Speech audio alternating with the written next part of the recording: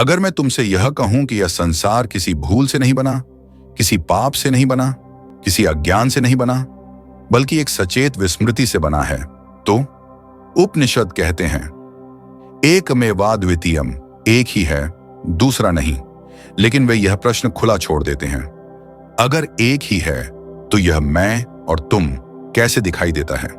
यहीं से शुरू होता है चेतना का आत्म विसर्जन। यह विसर्जन पतन नहीं है, यह गिरावट नहीं है, यह ब्रह्म का अज्ञान में गिर जाना नहीं है। यह वह क्षण है जब अनंत चेतना स्वयं को सीमित करने का चुनाव करती है। सोचो, अगर कोई चेतना सर्वव्यापी है, सर्वज्ञ है, तो उसके लिए अनुभव कैसे संभव होगा? अनुभव के लिए सीमा चाहिए, देखने के लिए दूरी चाहिए, और दूरी के लिए मैं और वह का भ्रम चाहिए। इसी क्षण ब्रह्म स्वयं को भूलता नहीं, स्वयं को एक बिंदु में समेट लेता है। यही बिंदु आगे चलकर अहम बनता है, मन बनता है, और अंततः यह पूरा संसार बनता है। इसलिए तुम्हारा दुख किसी पाप की सजा नहीं है, तुम्हारी बेचैनी किसी गलती का परिणाम नहीं है। यह उस विस्मृति की गूंज है जो ब्रह्म ने स्वयं चुनी थी। और शायद इसीलिए तुम्हारे भीतर कहीं गहरे एक अजीब सी याद है, जैसे कुछ भूला हुआ फिर से याद आना चाहता हो। यही स्मृति की छाया आध्यात्मिक खोज बन जाती है। अज्ञान नहीं, बल्कि चेतना का स्वैच्छिक संकुचन सबसे पहले एक भ्रम को तोड़ना जरूरी है। आत्म विसर्जन का अर्थ अज्ञान नहीं है। शास्त्रों में जब कहा जाता है कि ब्रह्म से माया प्रकट हुई, तो अधिकतर लोग यह मान लेते हैं कि ब्रह्म किसी तरह भूल गया, जैसे मनुष्य भूलता है। यह सबसे बड़ी गलत समझ है। आत्म विसर्जन का अर्थ है चेतना का स्वयं को सीमित कर लेना, न कि सत्य का नष्ट हो जाना। उपनिषद बार बार कहते हैं ब्रह्म न बदलता है, न घटता है, न बढ़ता है। तो फिर प्रश्न उठता है, अगर ब्रह्म अपरिवर्तनीय है तो यह संसार कैसे प्रकट हुआ? उत्तर बहुत सूक्ष्म है। संसार किसी परिवर्तन से नहीं, दृष्टि के संकुचन से प्रकट हुआ। जैसे सूर्य आकाश में है, लेकिन जब बादल आते हैं तो सूर्य नष्ट नहीं होता, सिर्फ दिखाई नहीं देता। वैसे ही ब्रह्म कहीं गया नहीं, उसने स्वयं को ढक लिया। यही ढकना आत्म विसर्जन है। यह विसर्जन इसीलिए नहीं हुआ कि ब्रह्म कमजोर था, बल्कि इसलिए हुआ क्योंकि अनुभव बिना सीमा के संभव नहीं। अनंत चेतना अगर स्वयं को देखना चाहती है तो उसे दूसरा बनाना पड़ेगा, और दूसरा बनाने के लिए उसे स्वयं को एक मानना होगा। यहीं से जन्म लेता है अहम। अहम कोई पाप नहीं है, अहम कोई दोष नहीं है। अहम वह पहला पर्दा है जिसके बिना यह खेल संभव ही नहीं। इसलिए माया कोई बाहरी शक्ति नहीं है, माया कोई राक्षस नहीं है। माया है स्मृति का जानबूझकर कम हो जाना। जैसे अभिनेता मंच पर अपनी असली पहचान भूलकर किरदार बनता है, वैसे ही चेतना अपने अनंत स्वरूप को ढककर व्यक्ति बनती है। यही कारण है कि भीतर कहीं ना कहीं हर मनुष्य को लगता है, मैं कुछ और था, मैं यहां का नहीं हूं, मैं किसी गहरे सत्य से कटा हुआ हूं। यह भावना कोई भ्रम नहीं, यह आत्म विसर्जन के बाद बची हुई अवशिष्ट स्मृति है। और यही अवशिष्ट स्मृति धर्म बनती है, ध्यान बनती है, और अंततः मुक्ति की चाह बनती है। यह प्रश्न सबसे गहरा है। अगर ब्रह्म पूर्ण है तो उसे कुछ बनने की क्या आवश्यकता थी? अगर वह आनंद स्वरूप है तो उसे अनुभव की क्या जरूरत थी? यहीं पर मनुष्य की तर्क बुद्धि चूक जाती है, क्योंकि हम अनुभव को आवश्यकता से जोड़ते हैं, जबकि यहां अनुभव इच्छा से उत्पन्न हुआ है। उपनिषद यह स्पष्ट करते हैं, ब्रह्म को कुछ पाना नहीं था, उसके भीतर कोई अभाव नहीं था। आत्म विसर्जन किसी कमी की प्रतिक्रिया नहीं, बल्कि लीला का आरंभ था। अनंत चेतना के लिए कोई दिशा नहीं होती, कोई गति नहीं होती, कोई संबंध नहीं होता। जहां सब कुछ एक है, वहां अनुभव का प्रवाह रुक जाता है। अनुभव के लिए विभाजन आवश्यक है। देखने के लिए देखने वाला और दृश्य चाहिए, जानने के लिए झाता और झे चाहिए। इसलिए चेतना ने स्वयं से कहा, मैं स्वयं को एक बिंदु बनाऊंगा ताकि स्वयं को देख सकूं। यही बिंदु आगे चलकर मैं हूं की अनुभूति बना। यहीं से समय का जन्म हुआ, क्योंकि जहां क्रम है वहीं समय है, जहां क्रम है वहीं स्मृति और विस्मृति का खेल है। आत्म विसर्जन के साथ चेतना ने यह स्वीकार किया कि वह सब कुछ एक साथ नहीं जानेगी। उसने अनुभव को क्रम में बांट दिया। इसी क्रम का नाम है जीवन। इसलिए ब्रह्म ने स्वयं को इसलिए नहीं भुलाया कि वह भूल गया, बल्कि इसलिए भुलाया कि अनुभव संभव हो सके। और यही कारण है कि हर जीव के भीतर एक गहरी बेचैनी रहती है, जैसे कुछ अधूरा है। वह अधूरापन किसी कमी का नहीं, बल्कि अनंत की स्मृति का है। मनुष्य उसी स्मृति को कभी प्रेम में खोजता है, कभी शक्ति में, कभी ज्ञान में। लेकिन जब तक वह यह नहीं समझता कि यह स्मृति आत्म विसर्जन की छाया है, तब तक वह बाहर ही खोजता रहेगा। माया कोई शक्ति नहीं, स्मृति का पर्दा है। अक्सर माया को एक रहस्यमय शक्ति की तरह प्रस्तुत किया जाता है, जैसे वह ब्रह्म के बाहर से आई हो या किसी दैवी छल की तरह चेतना को बांध लेती हो। लेकिन यह समझ आधी अधूरी है। माया कोई स्वतंत्र सत्ता नहीं है, माया कोई शत्रु नहीं है। माया का जन्म आत्म विसर्जन के स्वाभाविक परिणाम के रूप में हुआ। जब चेतना ने स्वयं को सीमित किया, तो उसने यह भी स्वीकार किया कि वह सब कुछ एक साथ स्मरण नहीं करेगी। यही स्मरण का संकुचन माया कहलाया। इसलिए माया अंधकार नहीं है, माया अज्ञान नहीं है, माया है आंशिक ज्ञान। जैसे कोई व्यक्ति सपना देख रहा हो, सपने में वह पूरी तरह अज्ञानी नहीं होता, लेकिन वह यह भी नहीं जानता कि वह सपना देख रहा है। वह आंशिक रूप से जानता है और आंशिक रूप से भूल चुका होता है। यही स्थिति माया है। आत्म विसर्जन के बाद चेतना ने स्वयं को मन, इंद्रियों और स्मृति के ढांचे में बांध लिया। इन ढांचों का उद्देश्य चेतना को कैद करना नहीं, बल्कि अनुभव को संभव बनाना था। इसलिए माया की सबसे बड़ी चाल कष्ट नहीं है, माया की सबसे बड़ी चाल सुख है। दुख मनुष्य को प्रश्न करने पर मजबूर करता है, सुख उसे संतुष्ट कर देता है। इसीलिए माया प्रहार नहीं करती, वह आराम देती है। माया कहती है, यहीं रुको, यहीं पर्याप्त है, यही वास्तविकता है। और जब चेतना इस आराम में अपने मूल स्वरूप को भूल जाती है, तो बंधन बनता है। इसलिए माया का अर्थ है वह व्यवस्था जो विस्मृति को स्थिर बनाए रखे। माया के भीतर रहते हुए चेतना पूरी तरह नष्ट नहीं होती। इसीलिए मनुष्य कभी कभी अचानक जाग उठता है, किसी दुख से, किसी प्रेम से या किसी मौन क्षण से। ये क्षण माया में दरार है, और ध्यान का अर्थ है इन दरारों को चौड़ा करना, ताकि आत्म विसर्जन का पर्दा धीरे धीरे पतला हो सके। जब आत्म विसर्जन हुआ, तब केवल एक घटना नहीं घटी, एक तंत्र बन गया। यह तंत्र धीरे धीरे ताल क्रम में हमारी ही जीवनी के साथ जुड़ गया। पहला तत्व था प्रत्यय। इंद्रियां जब बाहर की ओर खुलती हैं, तो चेतना ने पलों में तय कर लिया कि कौन सी चीज स्थायी है और कौन क्षणिक। यही चुनाव छोटा छोटा जमा हुआ और एक अनुमान बन गया, ये वास्तविक है। ध्यान से देखो, वही अनुमान बार बार दोहराया गया और एक भरोसा बन गया। भरोसा ही फिर वास्तविकता जैसा काम करने लगा। दूसरा तत्व था संस्मरण अवस्थाएं। हर अनुभव ने अंदर एक छाप छोड़ी, कुछ सुखद, कुछ दर्दनाक। ये छापें आपस में जुड़कर ऐसे नेटवर्क बना देती हैं जो स्वतः चलने लगते हैं। जब हम किसी परिस्थिति से दोबारा आते हैं, तो ये पूर्व निर्धारित प्रतिक्रिया रास्ते सक्रिय हो जाते हैं, और इसी सक्रियता में हमारा मैं ढलकर एक पैटर्न बन जाता है, एक स्थिर पहचान जो बड़े छोटे निर्णय अपने आप ले लेती है। यह पहचान जितनी जोर पकड़ती है, विस्मृति उतनी ही गहरी होती जाती है। तीसरा और सबसे चतुर तत्व था भाषा और कथन। भाषा ने अनुभव को नाम देकर उसे आकार दिया। नाम लगा, वह चीज और अधिक सच्ची लगने लगी। जब तक तुम किसी घटना को बार बार किसी शब्द में बांधते रहोगे, वह घटना तुम्हारे होने का हिस्सा बनती जाएगी। इसलिए भाषिक मंथन ही माया को ठोस रूप देता है। यह सिर्फ विचारों का खेल नहीं, यह पहचान की फर्नीचर है जो कमरे में ठहर जाती है।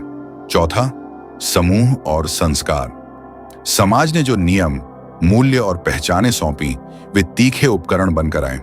जब परिवार, समुदाय, धर्म और संस्कृति एक ही तरह से उस पहचान का समर्थन करते हैं, तो वह पहचान बाहर के भौतिक संकेतों से जुड़कर स्थायित्व पाती है।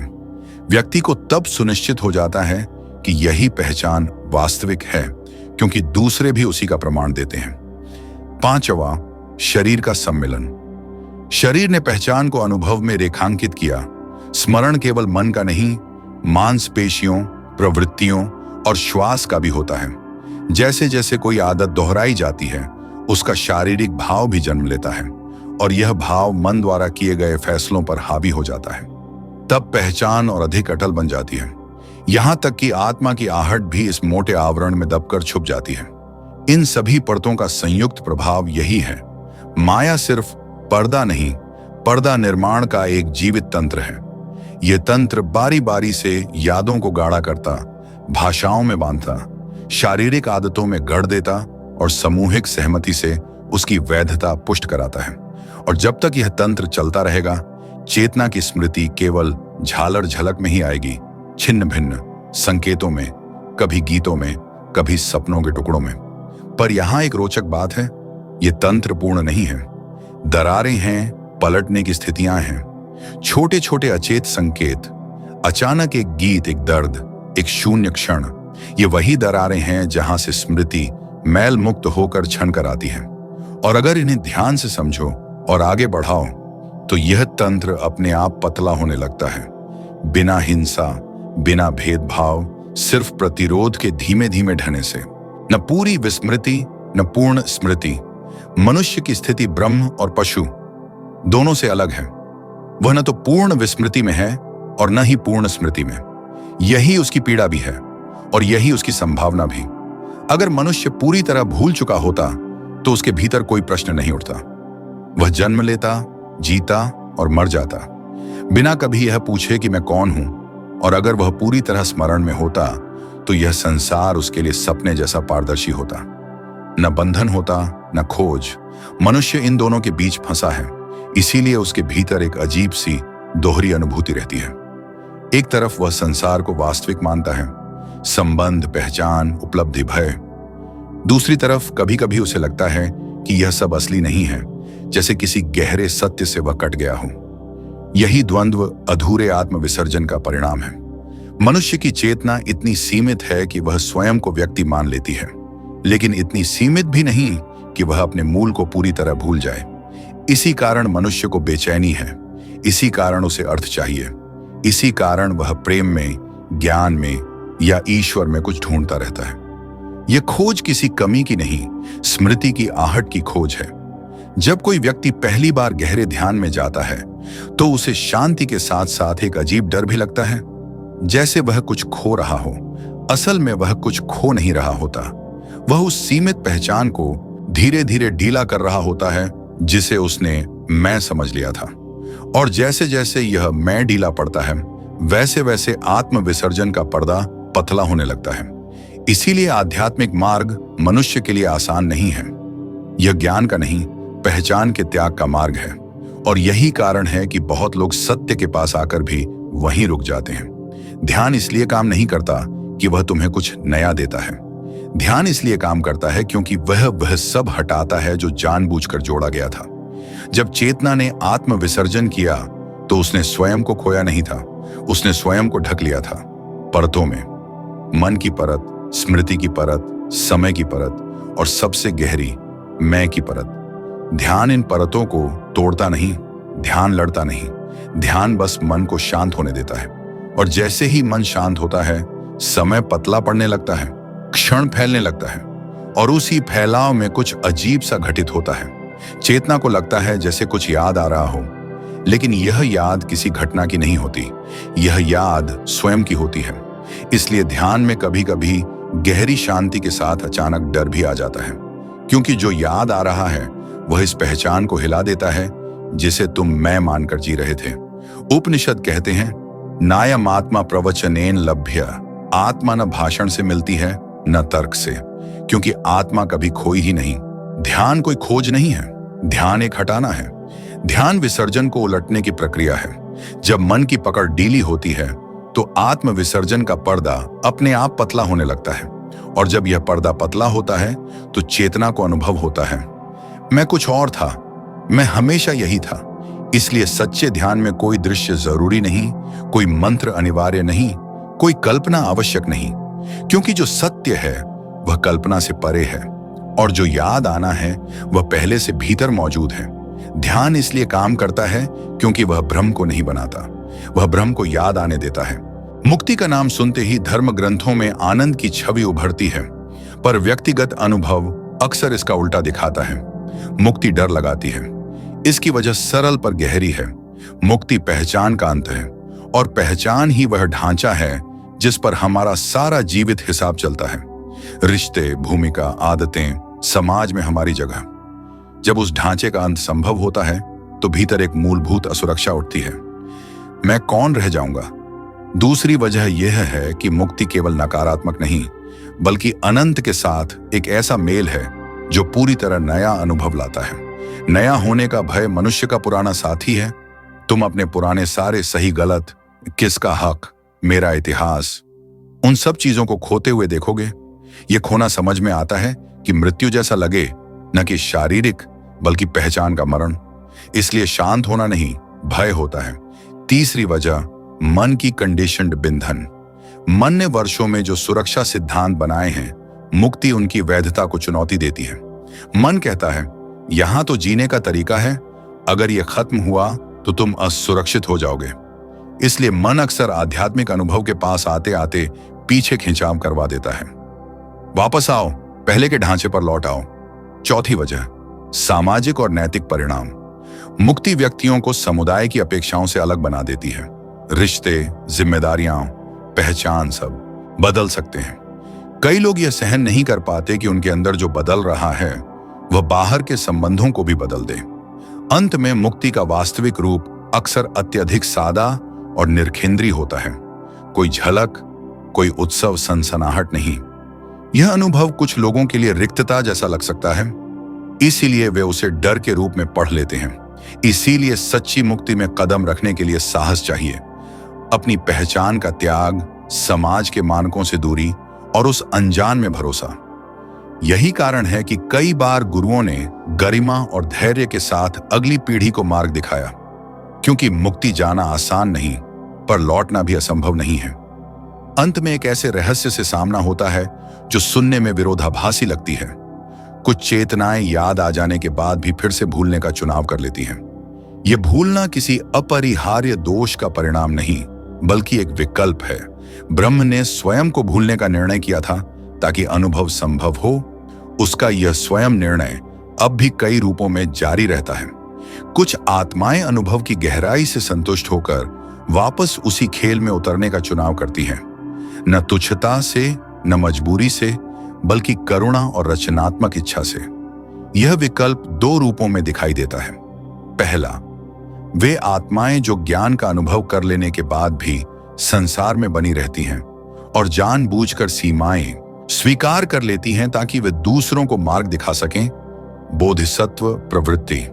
दूसरा, वे चेतनाएं जो अनुभव के रचक स्वरूप को फिर से अपनाकर नए दृष्टांतों का सृजन करती हैं ताकि ब्रह्म का खेल अनवरत चलता रहे। दोनों ही परिस्थितियां पतन नहीं, बल्कि चुनी हुई सेवा या लीलात्मक अभिव्यक्ति हैं। इस तथ्य का अर्थ यह है कि मुक्ति का अर्थ हमेशा भाग जाना नहीं होता। कभी कभी सच्ची करुणा में लौटना भी एक उच्च विकल्प होता है। इसलिए हमारा लक्ष्य केवल मुक्ति की लालसा नहीं होनी चाहिए, बल्कि समझ होनी चाहिए कि क्या हम स्मृति लौटाने की यात्रा कर रहे हैं या फिर किसी उच्च करुणात्मक रूप में लौटने का विकल्प चुनना चाहते हैं। रचना का अंतिम पाठ यही है। याद आना एक उपहार है और भूलना कभी कभी उसका अनुवर्ती विकल्प भी। जो सीकर संतुलित रहता है वह न केवल याद को स्वीकार करता है, बल्कि उस विकल्प का भी सम्मान करता है जो चेतना के खेल को जीवित रखता है।